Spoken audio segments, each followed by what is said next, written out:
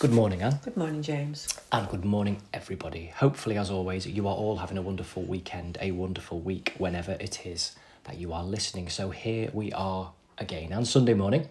Yes. Another episode. Yes, after a lovely week. Absolutely. Are you happy to begin? I am, yes. Great. Where would you like to start this morning? I'd like to start this morning about somebody that I know who's had an experience taking a member of their family to A&E. Right. I'd like to say I'm not doing this with criticism. I'm not criticising anybody, whether it's the NHS or anybody else. Okay. It's really observational. So this is on the back of a conversation you've had with a friend? Yes, with a friend, okay. Yes. But also when I've been into A&E with somebody else as well. Yes, okay. What's happening. Yeah, I understand. And the times that people are there. Yeah. So really observing it. But what happened, what I've been told about this week is that somebody whose mother-in-law was taken into hospital, she fell out of bed and they didn't know whether she'd hurt her hip or had any fractures or anything. A lady in her 80s. So when they got to the hospital, this was at 11 o'clock at night by the time they got there, and they were going away the next day. Yeah. And when they went in, they were at reception, waiting at reception, but in the A&E itself, which I myself have observed as well, is there's many people in various conditions. So you have somebody who's being sick, got a sick bowl there. Yeah. Then somebody else, she said, was there who was chained to a bed, to one of the trolleys, by a police officer. Handcuffed, yeah. To the bed. Like in medieval times. Yeah, medieval times. Yeah, handcuffed. Handcuffed, We all know what you mean. Yes. And people, drunk people, just chaos. It is chaos. Yeah, I know. I and do know it. You go in and you're going in with somebody who's very elderly and you're not quite sure are they going to be seen, and they're upset, and the lady had Alzheimer's. Yeah. Which doesn't help. No. But consequently, while they were there, they were giving their details, and suddenly they were told not to move. Don't move from where you are. Right. So you panic a little bit, don't you? Because you don't know what is going to happen. Yeah. They couldn't see what was happening, but they could hear lots of feet running. Right. Lots of feet running and people crying and getting upset. Okay. So obviously they didn't do anything. They couldn't do anything about that. So then their mother-in-law was being observed, and she decided that she would go home and get ready for the holiday the next day. And as she was walking out of the hospital, the police officer, who very kindly... So this is your friend leaving? Yes, leaving, okay. yes. Yeah. So the police officer, who very kindly said to her, "Where are you going?" And she said, "I'm going back to my car. This is 3 o'clock in the morning." Yeah. And he said, "You can't walk out of here on your own to your car. Yeah. Is anybody with you?" So she said, "Yes, but it's my mother-in-law's son. He'll have to stay here." Right. So he said, "Well, I can't allow you to walk in that car park on your own. It's dangerous." So he made sure that the gentleman he was with was handcuffed to the trolley. Yeah. And he said, "I'll take you," told somebody to watch the man. And he walked her out, and she said to him, "Is this like this all the time? How often are you here?" He said, "I'm here all the time." He said, "And I see the best of both worlds here." Yeah.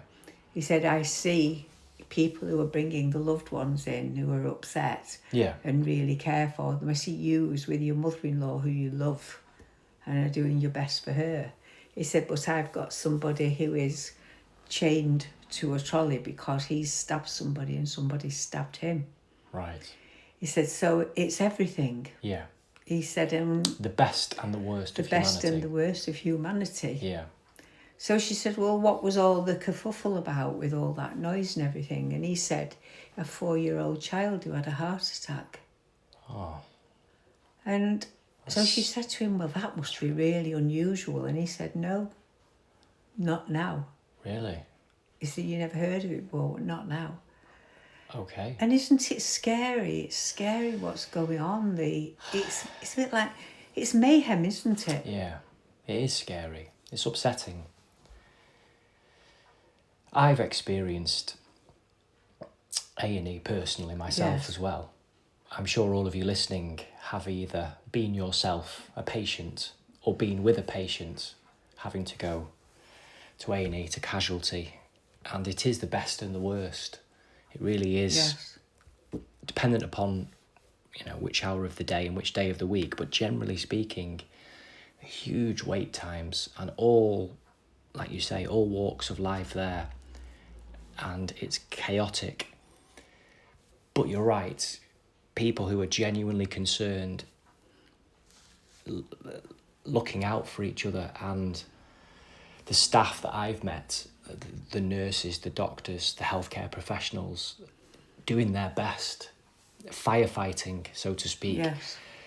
and managing people's expectations, which can't be met at this time, dealing with abuse, dealing with a lack of space and beds and time, and it's heartbreaking. It really is heartbreaking. But at the real acute end, the service is brilliant. Yes. The doctors do their job and the nurses do their job, and they save people's lives, and the care and the attention that I've experienced hasn't always been immediate, not through any one person's fault, but the systematic, but it's been there and it worked.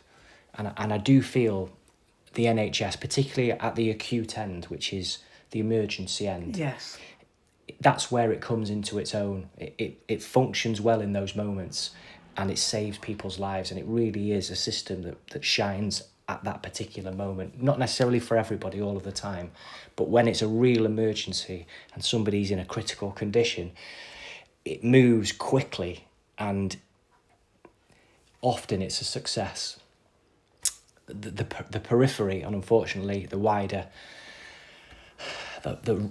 world of the NHS doesn't seem to be functioning very well at all. It's so sad what's happening.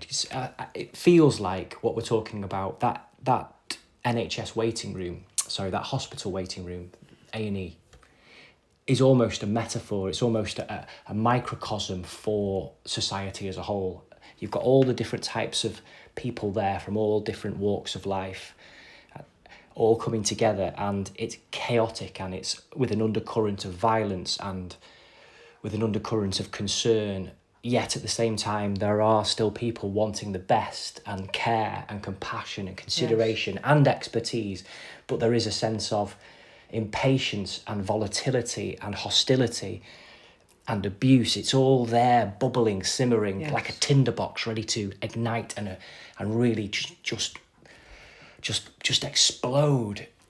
And I feel it's very much symptomatic of the times that we live in. It very much is a condensed microcosm, a little world of almost the society as a whole. And it is concerning and it is scary.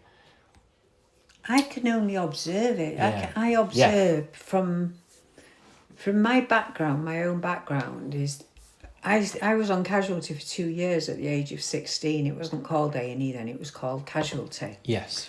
And I look back and I see the same hospitals in this area are the same hospitals that were there. Okay, yeah. When I was 16 in 1956. Yes. We're talking 1956. 1956. We're talking about we have the same hospitals. Yeah.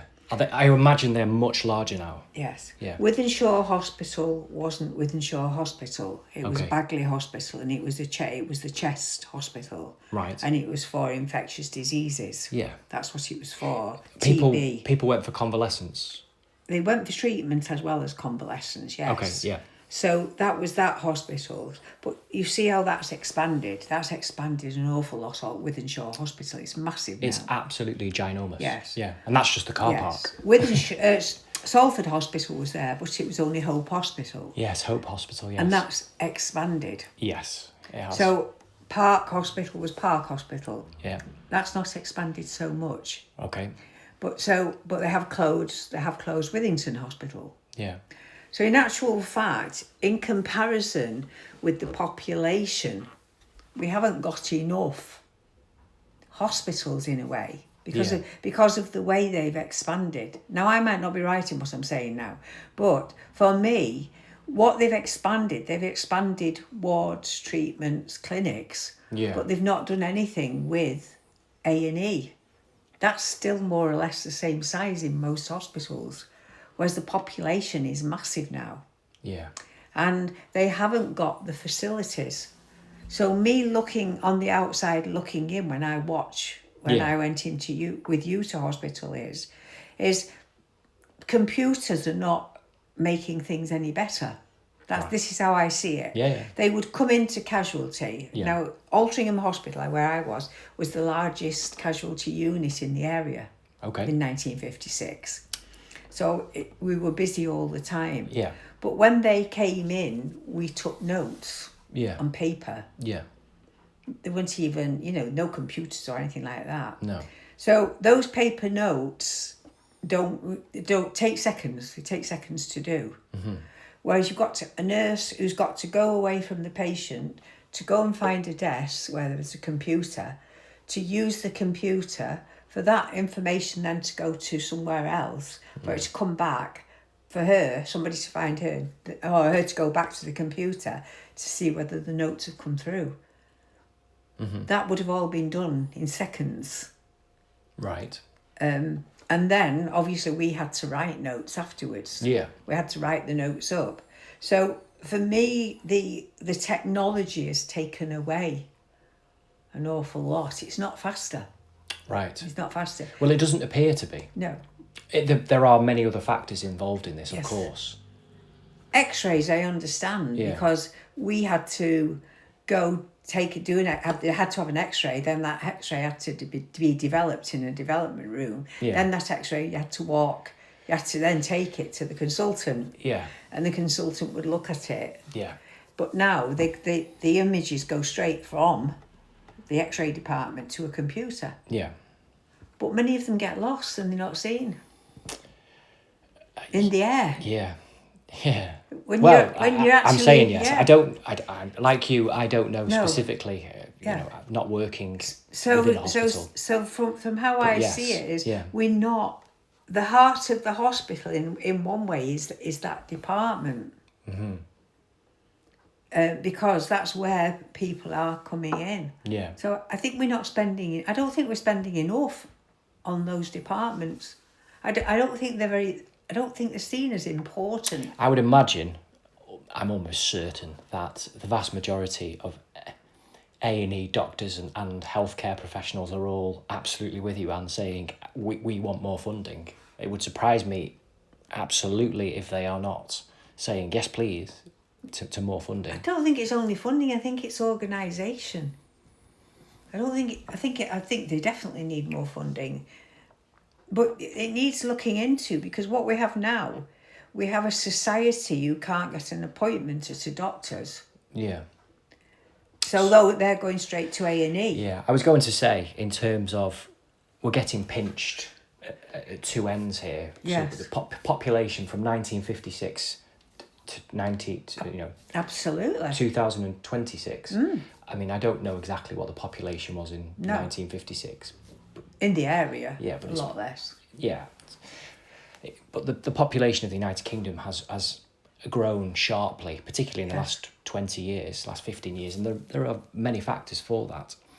And people are living longer as well, so with an ageing population, a large percentage of which visit A&E and visit hospitals and need care.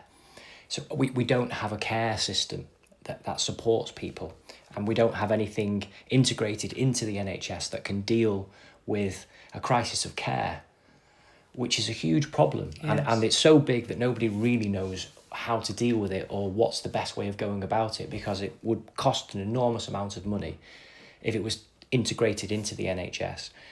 And I suppose people don't know what to do with it, so they kick that can down the road. It's such a big issue. That's an understatement. And it's so emotive as well, because everybody has a say about it, rightly so. And most people are dissatisfied with it. an unpopular point of view, which I feel does carry some water. I mean, it is something we have to face, is maybe our expectations for what is possible at this time are too high. We have a population pushing 70 million in the United Kingdom, or over 70 million. The vast majority live in England. The cities are growing, and the NHS can't deal with the amount of people needing treatment. And as you say, with GPs either not being able to deal with, or people going straight to A&E, the system can't handle this, and it's not functioning well, and sometimes not functioning properly at all. And we are expecting things to be what we think they ought to be, and that expectation in terms of what we feel it should be is absolutely right to hold. But whether that's possible this week, this year, it's not possible. So we need a redress here in terms of expectations as a people, and we need to face it. I don't have the answers for this other than just platitudes and general directions of travel. I am emotionally invested in the NHS because it saved my life, and I feel it's collectively one of the most powerful and one of the biggest collective decisions that this country has ever made in the name of goodness. The formation and the foundation and the integration of the National Health Service was a bold, powerful move that demonstrated what humanity can do and what's possible. Obviously, it's happened around the world also, but on this island, that was a collective decision, not necessarily made by everybody in agreement, but through the mechanisms of democracy. And it did something truly good in intention and delivered so much good to so many people. And I feel that speaks to the best of what democracy can do. It speaks to the best of what humanity can do. And at its best, it saves people's lives and gives people hope. And I'm not prepared to give up on it. No, and me neither. I hope that's how everybody feels. And therefore, from my perspective, I am not in favour of selling it off, privatisation. Definitely not. But definitely it needs to be reformed, and it needs to be looked at again. And I'm very open-minded about that. Yes. I look at it like this, that, you know, we have people who are going to A&E because they can't get into a doctor's appointment. Yeah.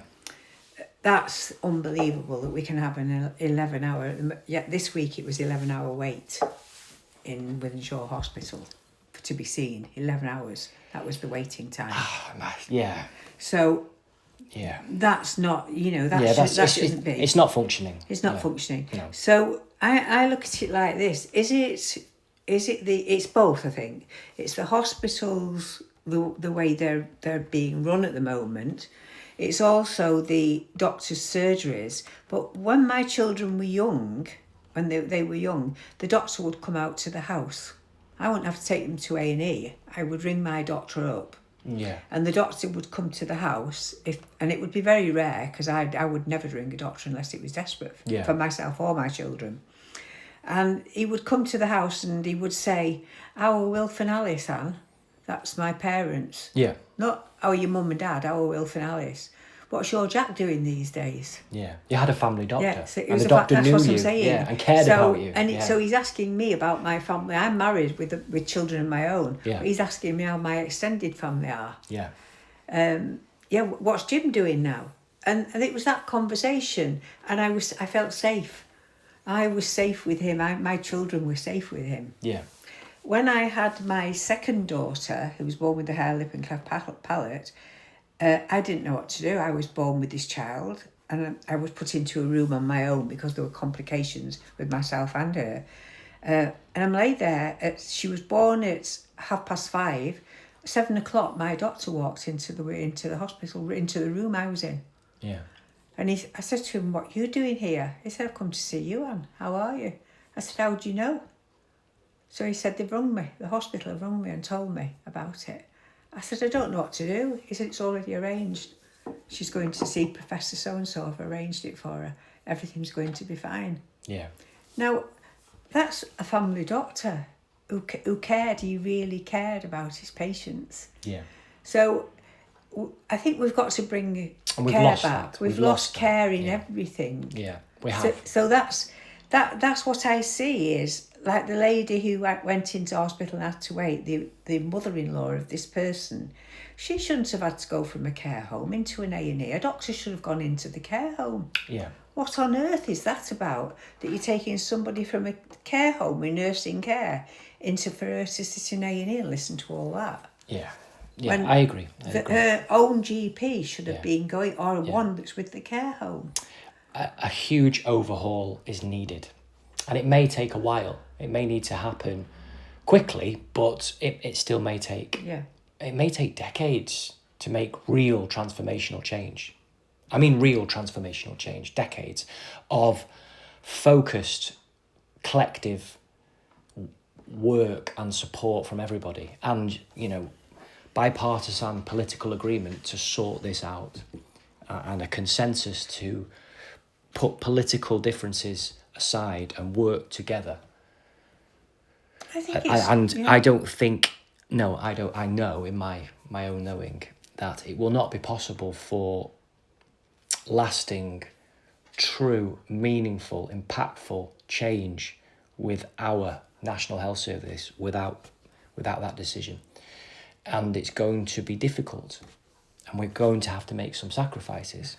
And for a generation or two, or at least for a period of time, we may not have what we feel we want right now, but we know where we're going, and we know that can be passed on in the future. It can't just be about what we want today. It has to be a vision of what's possible and move towards that.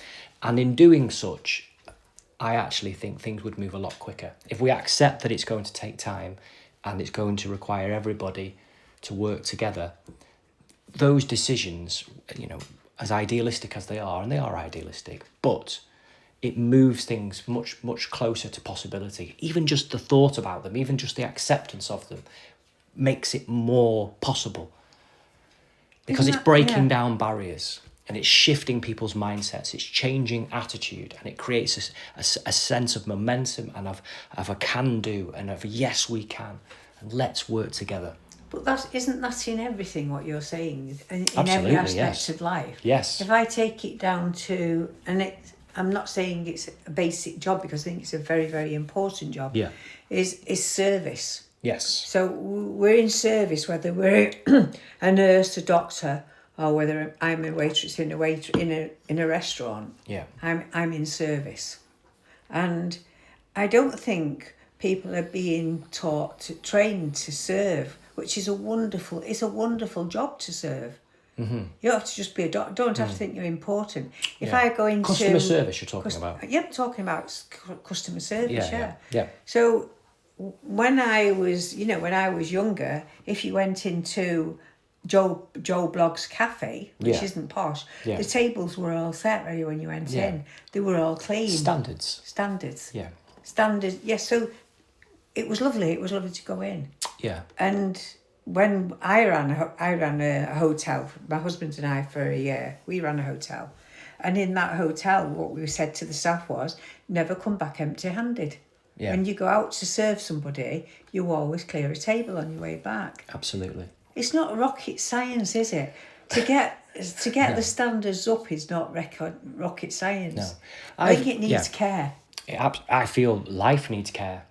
And we need to wake people up to care, because we have a crisis of care across our world, and we need to action the people that do care, and we need to cohesively and collectively act together. Again, it may seem intangible, impossible even to see it with the world the way it is, but it is possible.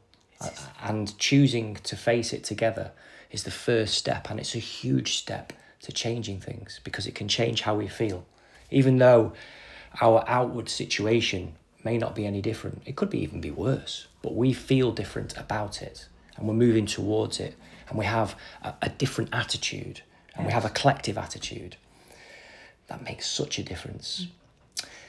As you're speaking, Anne, it reminds myself of something that I've thought about, and you and I have spoken about it before, and I'm sure we've spoken about it on previous episodes on this podcast, about the dignity of work. Yes.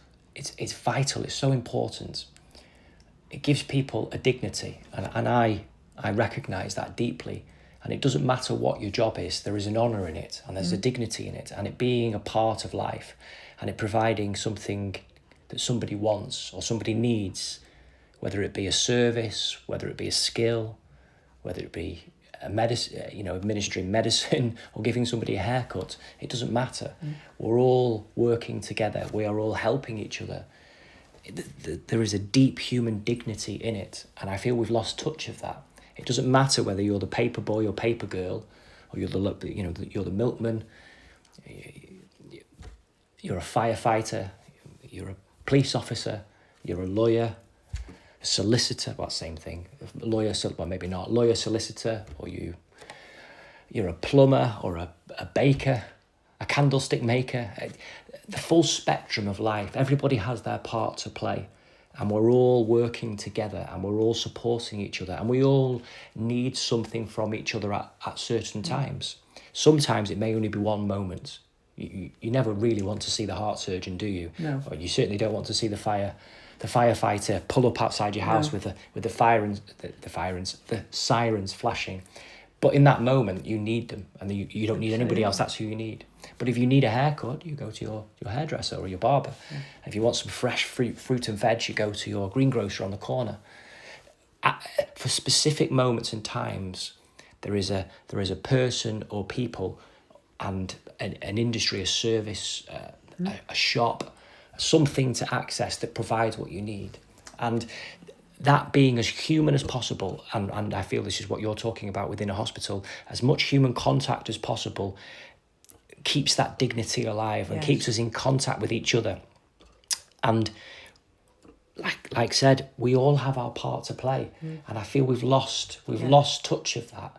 We're playing a game that doesn't really exist, which is one-upmanship, status, some sort of class struggle, or whatever it might be, that may have, and for some people may still entertain people, or at least preoccupy them, or give them a false sense of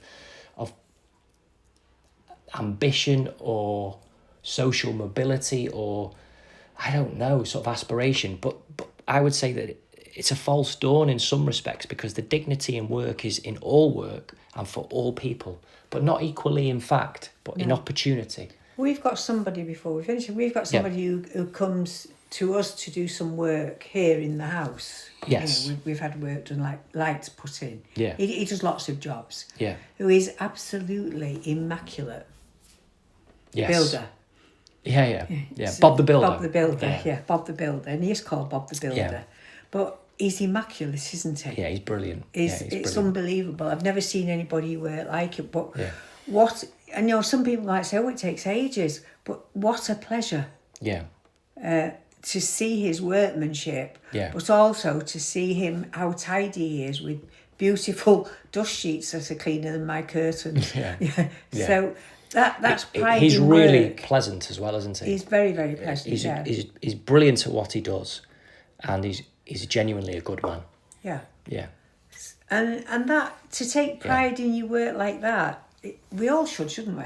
Yes. Every one of us that do a job. Yeah. Do it to the best of your ability. Yeah. And we all can moan. Yeah. But if you take pride in your work, you enjoy your work. It does make me reflect upon, and maybe this is something for next week or in the coming podcasts. Lots of people are aspiring for more money. Yes. And don't get me wrong. Me too. Me too, in terms of if somebody is able to offer more money for something and it's legitimate and it's, you earn it, absolutely, yes, please and thank you. Mm-hmm. But I do think whether a society that provides job security, not instead of more money, but in a sense of knowing that you've got a secure job for life, and a sense of belonging and of value and an opportunity for taking on and learning new skills. You don't always necessarily, this is I'm not speaking for any but one person, I'm just thinking about it. You don't necessarily need to earn loads and loads and loads of more, loads and loads and loads. That's not a very good way of putting it. You don't necessarily need to become richer and richer and richer just to be happier. No.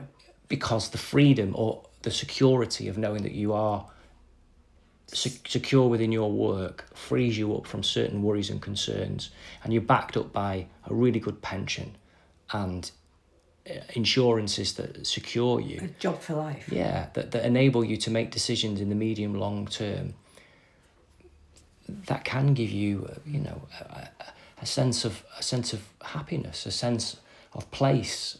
That's how it was in the And 60s. A to job be able was for life. to put down roots, if that's what you choose, Yes. rather than it being neurotic now and filled with anxiety from one moment to the next.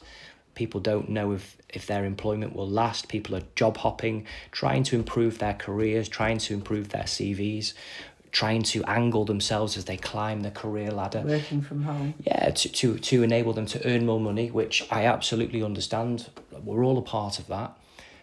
But people are not necessarily building loyalty to a brand or a company or a business or a family because everybody's moving around and you don't get consistency then. No cohesion, is there? Yeah, so it becomes much more transactional and much more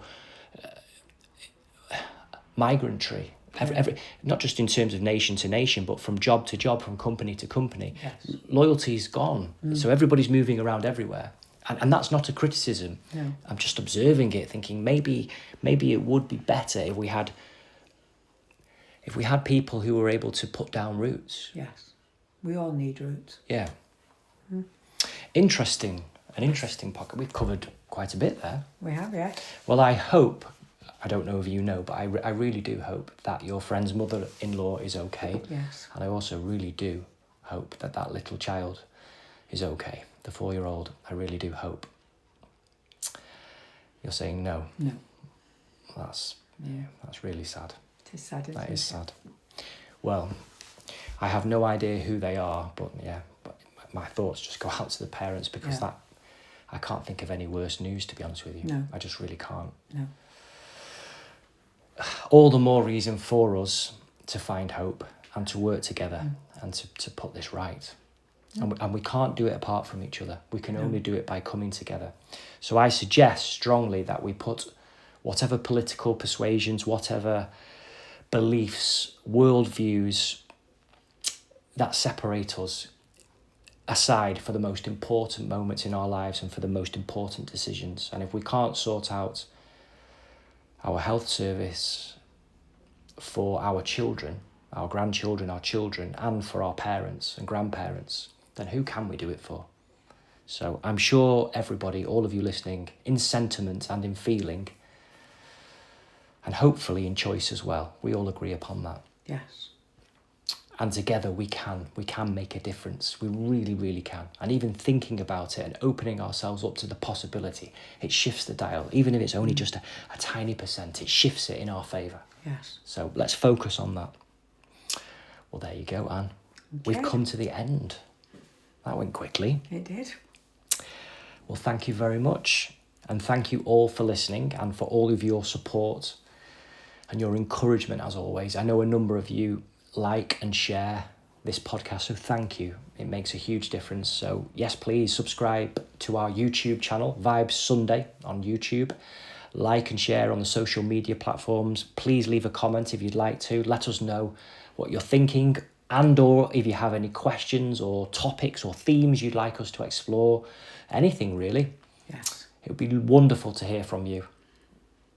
And we are looking to doing a live one, aren't we, on our 100th? We are fast approaching our 100th episode, and a number of you have requested a visual, and we are planning to do it. So we will film the 100th episode, and we may well film more episodes moving forward. So you will be able to not only listen to Anne and myself, you will be able to watch us also. Not necessarily every week, we shall see, but more often. I'm not saying that will be more pleasant to look at it.